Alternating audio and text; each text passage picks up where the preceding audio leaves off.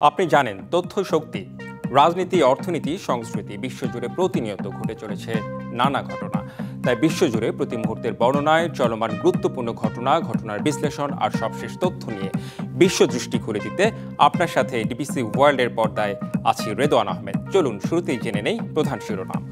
ওষুধ আমদানিতে এবার শতভাগ শুল্ক আরোপের ঘোষণা মার্কিন প্রেসিডেন্ট ডোনাল্ড ট্রাম্পের, কার্যকর 1 অক্টোবর থেকে। দ্বিপক্ষীয় বৈঠকে ট্রাম্পকে বিশ্ব শান্তির প্রতীক বললেন পাকিস্তানের প্রধানমন্ত্রী। শেহবাজ মহান নেতা, পাল্টা প্রশংসায় মার্কিন প্রেসিডেন্ট। এবং পশ্চিমা শক্তিধরদের স্বীকৃতির পরেও গাজায় থামছে না ইসরায়েলি আগ্রাসন। পশ্চিম তীর সম্পূর্ণ দখল করতে দেওয়া হবে না, হুঁশিয়ারি যুক্তরাষ্ট্রের। দেখছিলেন শিরোনাম, এবার জানাবো খবরের বিস্তারিত। মার্কিন প্রেসিডেন্ট ডোনাল্ড ট্রাম্পকে বিশ্ব শান্তির প্রতীক হিসেবে মন্তব্য করলেন পাকিস্তানের প্রধানমন্ত্রী শেহবাজ শরীফ। প্রতিক্রিয়ায় শেহবাজ শরীফকে মহান নেতা হিসেবে উল্লেখ করেন ট্রাম্প। ওভাল অফিসে উষ্ণ ও সৌহার্দ্যপূর্ণ বৈঠকে এসব কথা বলেন দুই নেতা। ডোনাল্ড ট্রাম্প ও শেহবাজ শরীফের এই বৈঠককে গুরুত্বের সঙ্গে দেখছেন রাজনৈতিক বিশ্লেষকরা। জাতিসংঘের ৮০তম সাধারণ পরিষদের অধিবেশনে যোগ দিতে নিউ ইয়র্কে গেছেন পাকিস্তানের প্রধানমন্ত্রী শেহবাজ শরীফ। স্থানীয় সময় বৃহস্পতিবার অধিবেশনের সাইডলাইনে মার্কিন প্রেসিডেন্ট ডোনাল্ড ট্রাম্পের সঙ্গে দ্বিপক্ষীয় বৈঠক করেন শেহবাজ শরীফ। সঙ্গে ছিলেন সেনাবাহিনী প্রধান ফিল্ড মার্শাল আসিম মুনির। উপস্থিত ছিলেন মার্কিন ভাইস প্রেসিডেন্ট জেডি ভ্যান্স ও পররাষ্ট্রমন্ত্রী মার্কো রুবিও। বৈঠকে দুই নেতা কথা বলেন আঞ্চলিক নিরাপত্তা নিয়ে। এ সময় পাকিস্তান ভারতের মধ্যে যুদ্ধবিরতি সহজতর করতে সহায়তা করেছেন উল্লেখ করে ট্রাম্পকে প্রশংসায় ভাসান প্রধানমন্ত্রী শেহবাজ শরীফ। ট্রাম্পকে আমন্ত্রণ জানান পাকিস্তান সফরেরও। সাহসী পদক্ষেপে পাকিস্তান ভারত সংঘাত অবসানে আন্তরিক প্রচেষ্টা করছেন প্রেসিডেন্ট ট্রাম্প। তিনি একজন শান্তির মানুষ। তার প্রচেষ্টায় দক্ষিণ এশিয়ায় একটি সম্ভাব্য বড় বিপর্যয় এড়ানো সম্ভব হয়েছে।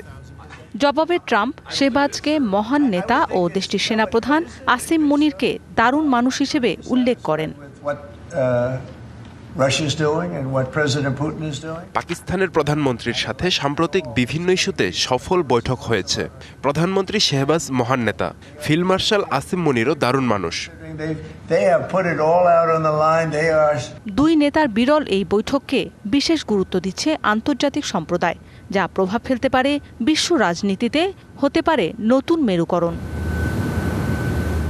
মৌসুমী শান্তা, ডিবিসি নিউজ ডেস্ক। লাদাখে পুলিশের সঙ্গে বিক্ষোভকারীদের সংঘর্ষে ছাত্রসহ 4 জন নিহতের পর রাজধানী লে ও কার্গিল জেলায় বহাল আছে কারফিউ। থমথমে সেখানকার পরিস্থিতি। বুধবারের অস্থিরতায় পুলিশের গাড়ি পোড়ানোর পাশাপাশি ক্ষমতাসীন ভারতীয় জনতা পার্টির একটি অফিসে আগুন লাগানো হয়। সহিংসতা উস্কে দেওয়ার জন্য বিক্ষোভের নেতৃত্ব দেয়া সোনম ওয়াংচুককে দোষারোপ করেছে ভারত সরকার। কারফিউ জারির পর লে শহরের প্রধান শহরের রাস্তাঘাট খালি, বন্ধ দোকানপাট। এদিকে পুলিশের গুলির প্রতিবাদে ও লাদাখের মানুষের সঙ্গে সংহতি প্রকাশ করতে কার্গিল ডেমোক্রেটিক অ্যালায়েন্সের ডাকে চলছে শাটডাউন কর্মসূচি।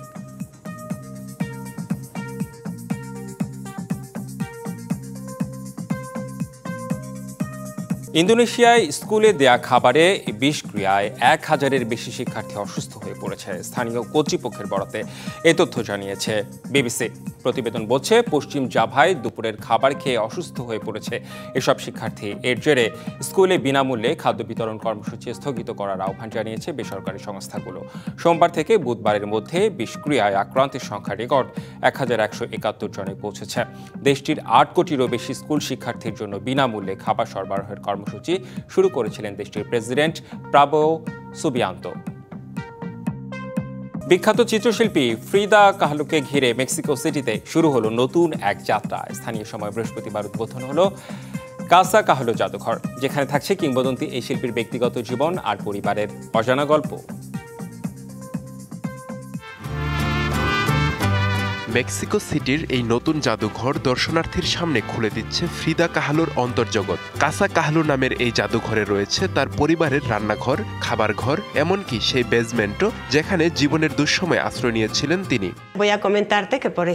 এই জাদুঘর কেবল ফ্রিদাকে নয়, বরং তার পরিবারকে সম্মান জানাচ্ছে, যারা ভালোবাসা দিয়ে তাকে এগিয়ে নিয়ে গেছে। এখানে আছে ফ্রিদার পারিবারিক ছবি, চিঠি আর তার বাবা গিলেরমো কাহলোর তোলা ছবি, যিনি প্রথম তাকে শিল্পের সঙ্গে পরিচয় করিয়ে দেন। Es una manera de rehumanizar la figura de Frida.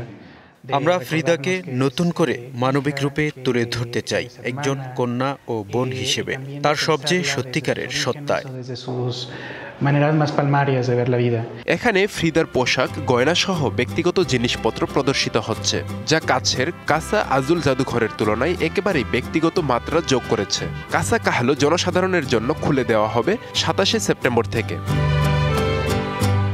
সামাজিক আন্দোলনের জন্য পরিচিত ফ্রিদা কাহলো মেক্সিকোর সবচেয়ে সম্মানিত সাংস্কৃতিক ব্যক্তিদের একজন। নারীবাদী চিত্রকর হিসেবে তিনি যে কোনো তাত্ত্বিক নারীবাদীর থেকেও প্রভাবশালী এবং সর্বজন নন্দিত। ফ্রিদা কাহলোর প্রায় 200 চিত্রকর্মের মধ্যে 55টি আত্মপ্রতিকৃতি। তার জীবনের বেশিরভাগই বিষাদ, আনন্দ সামান্যই। শারীরিক অক্ষমতা আর মানসিক অস্থিরতা জয় করার আকুতি থেকেই অজস্র রঙে রাঙিয়ে তোলেন ক্যানভাস। আব্দুল্লাহ মারুফ, ডিবিসি নিউজ ডেস্ক। ডিবিসি ওয়ার্ল্ডে এই ছিল এখনকার মতো। ডিবিসি নিউজের সংবাদগুলো পড়তে ভিজিট করুন dbcnews.tv আর ভিজিট করুন ডিবিসি নিউজের ফেসবুক পেজ এবং ইউটিউব চ্যানেল। সঙ্গেই থাকুন।